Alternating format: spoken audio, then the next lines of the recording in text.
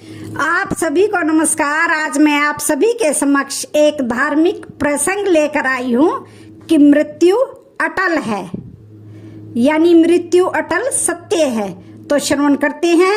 एक चतुर व्यक्ति को काल से बहुत डर लगता था। एक दिन उसे चतुराई सूझी और उसने काल को अपना मित्र बना लिया और उससे कहा, मित्र, तुम किसी को भी नहीं छोड़ते हो, किसी दिन मुझे भी गाल में धर लोगे। काल ने कहा, सृष्टि के नाटक का यह शाश्वत नियम है, इसलिए मैं मजबूर हूँ। आप मेरे मित्र हैं, मैं आपकी जितनी सेवा कर सकता हूँ करूँगा। आप मुझसे आशा रखते हैं? बताइए, क्या आशा रखते हैं? चतुर व्यक्ति ने कहा, मैं इतना ही चाहता हूँ कि आप मुझे लेने पधारने के कुछ दिन पहले एक पत्र अवश्य लिख देना, ताकि मैं अपने बाल बच्चों को कारोबार की सभी बातें अच्छी तरह से समझा दूं और स्वयं भी भगवान के भजन में लग जाऊं। काल ने प्रेम से कहा, यह कौन सी बड़ी बात है, मैं एक नहीं आपको 4 पत्र भेज दूंगा। मनुष्य बड़ा प्रसन्न हुआ और सोचने लगा कि आज से मेरे मन से काल का भय भी निकल गया है। मैं जाने से पूर्व अपने सभी कार्य पूर्ण करके जाऊंगा, तो देवता भी मेरा स्वागत करेंगे। दिन बीतते गए, आखिर मृत्यु की घड़ी आ पहुंची। काल अपने दूतों सहित उस चतुर व्यक्ति के समीप आकर कहने लगा, आपके नाम का वारंट मेरे पास है। मित्र, चलिए, मैं सत्यता और दृढ़ता पूर्वक अपने स्वामी की आज्ञा का पालन करते हुए एक क्षण भी तुम्हें और यहाँ पर नहीं छोड़ूंगा। मनुष्य के माथे पर बल पड़ गए, भ्रुकुटी तन गई और कहने लगा, धिक्कार है तुम्हारे जैसे मित्रों पर। मेरे साथ विश्वासघात करते हुए तुम्हें लज्जा नहीं आती?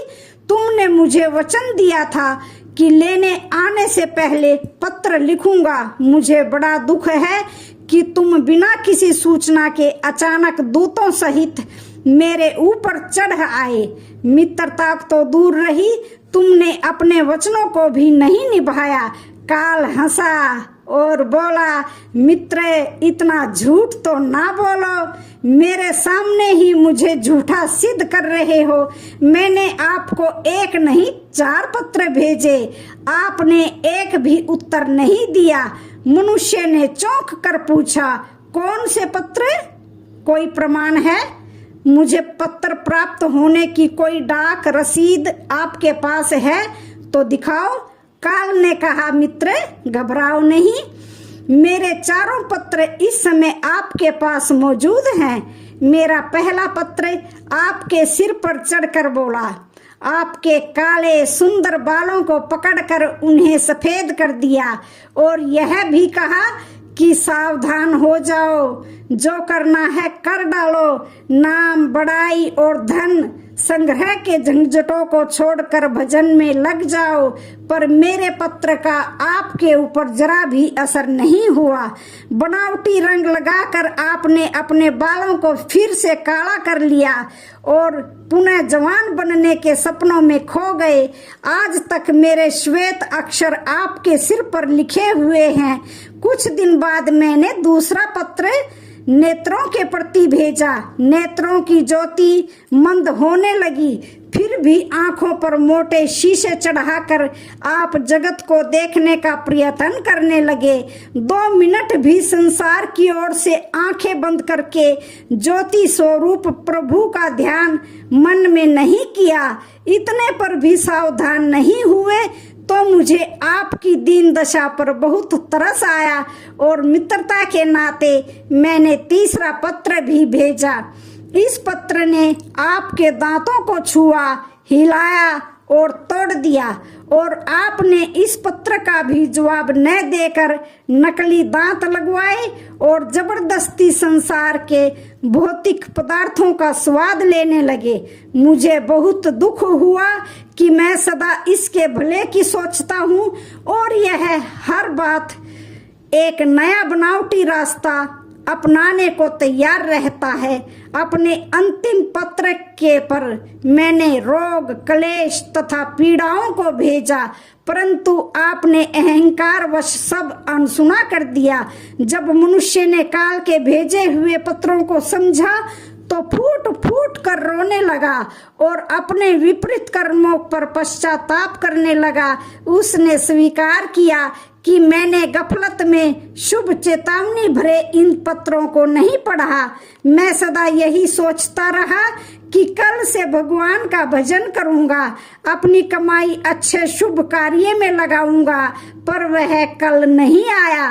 काल ने कहा, आज तक तुमने जो कुछ भी किया राग, रंग, स्वार्थ और भोगों के लिए किया।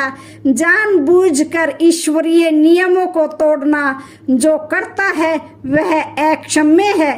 मनुष्य को जब बातों से काम बनते हुए नजर नहीं आया तो उसने काल को करोड़ों की संपत्ति का लोभ दिखाया। काल ने हंसकर कहा, यह मेरे लिए धूल है। लोभ संसारी लोगों को वश में कर सकता है, मुझे नहीं। यदि तुम मुझे लुभाना ही चाहते थे तो सच्चाई और शुभ कर्मों का धन संग्रह करते। काल ने जब मनुष्य की एक भी बात नहीं सुनी तो वह हाय हाय करके रोने लगा और सभी संबंधियों को पुकारा, परंतु काल ने उसके प्राण पकड़ लिए और चल पड़ा अपने गंतव्य की ओर। इस कहानी से हमें यह सीख मिलती है कि समय के साथ उम्र की निशानियों को देखकर कम से कम हमें प्रभु की याद में रहने का अभ्यास करना चाहिए।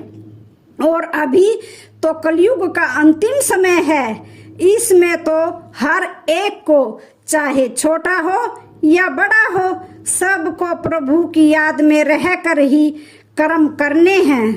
तो आज की वीडियो का यहीं पर समापन होता है। वीडियो अच्छी लगे तो चैनल को लाइक, शेयर, सब्सक्राइब जरूर करें। धन्यवाद।